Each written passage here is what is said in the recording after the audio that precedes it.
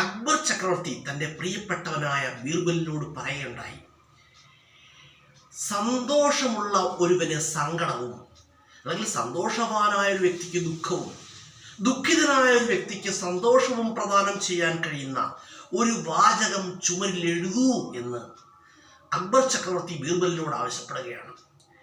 ഇത് കേട്ട് ബീർബൽ അല്പനേരം ഒന്ന് ആലോചിച്ചു. എന്നിട്ട് ഒരു വാചകം ആ ചുമരിൽ എഴുതിയ വാചകം ഇങ്ങനെയാണ്: ഈ സമയവും കടന്നു പോകും, ഈ സമയവും കടന്നു പോകും. ഈ വാചകത്തിൻ്റെ പ്രത്യേകത എന്ന് പറഞ്ഞാൽ, ഈ വാചകം നോക്കിക്കഴിഞ്ഞാൽ സന്തോഷവാനായ ഒരു വ്യക്തിക്ക് ദുഃഖമുണ്ടാകും. കാരണം തൻ്റെ ജീവിതത്തിലെ സന്തോഷ നിമിഷങ്ങൾ കടന്നു പോകുമെന്നാണ് അവിടെ എഴുതിയിരിക്കുന്നത്. അത് കാണുമ്പോൾ സന്തോഷവാനായ ഒരു വ്യക്തിക്ക് എന്തുണ്ടാകും? ദുഃഖമുണ്ടാകും. ദുഃഖിതനായ ഒരു വ്യക്തി ഇത് കാണുകയാണ്, ഈ സമയവും കടന്നു പോകും, തൻ്റെ ജീവിതത്തിലെ ദുഃഖങ്ങളൊക്കെ കടന്നു പോകും എന്നാണ് അവിടെ എഴുതിയിരിക്കുന്നത്. അപ്പോൾ ദുഃഖിതനായ ഒരു വ്യക്തിക്ക് സന്തോഷമുണ്ടാകുന്നു. ചുരുക്കി പറഞ്ഞാൽ ഈ വാചകം ഇരു കൂട്ടർക്കും സുഖവും സന്തോഷവും സങ്കടവും നൽകുന്ന ഒരു വാചകമാണ്. നമ്മുടെ ലോകത്ത് ഏറ്റവും കൂടുതൽ മൂല്യവും ഏറ്റവും കൂടുതൽ പ്രാധാന്യവുമുള്ള ഒന്നാണ് സമയം. സമയത്തിൻ്റെ പ്രാധാന്യവും മൂല്യവും ഒക്കെ വളരെ വലുതാണ്. നമ്മളത് എപ്പോഴും മനസ്സിലാക്കണം. സമയത്തിൻ്റെ പ്രാധാന്യം വളരെ വലുതാണ്, സമയത്തിൻ്റെ മൂല്യം വളരെ വലുതാണ്. കടന്നു പോകുന്ന ഓരോ സമയവും നമുക്ക് നൽകുന്നത് എന്താണ്?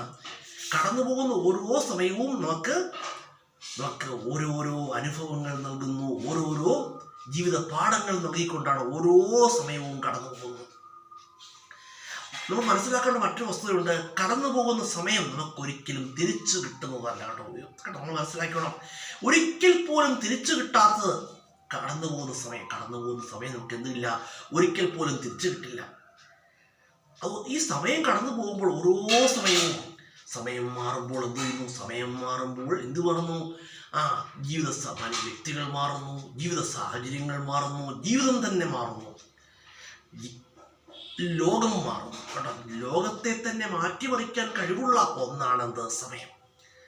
അതുകൊണ്ട് നമ്മൾ മനസ്സിലാക്കേണ്ട ഒരു കാര്യം എന്ന് പറഞ്ഞാൽ, ജനനവും മരണവും ഒന്നും നമ്മുടെ കൈകളിലില്ല, പക്ഷേ ജീവിതം നമ്മുടെ കൈകളിലാണ് കേട്ടോ. ജീവിതത്തെ എന്ത് ചെയ്യുക? പരമാവധി സേഫ് ആക്കുക, അതാണ് വേണ്ടത്.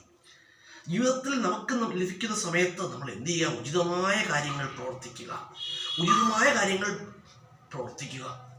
കേട്ടോ. നമ്മൾ മനസ്സിലാക്കണം, സമയം കടന്നു പോയിട്ട് നമ്മൾ ഓരോന്നിനും ഓരോ സമയമുണ്ട്. ആ സമയത്ത് ചെയ്യേണ്ട കാര്യങ്ങൾ പിന്നീട് ചെയ്യാൻ വിചാരിച്ചു കഴിഞ്ഞാൽ എന്താണ്? അത് കതിരിൽ വളം വെക്കുന്നത് പോലെയാണ് കേട്ടോ. അതുകൊണ്ട് നമ്മൾ മനസ്സിലാക്കേണ്ട ഒരു കാര്യമുണ്ട്. ജീവിതത്തിൽ നമുക്ക് ലഭിക്കുന്ന സമയം എന്ത് ചെയ്യുക?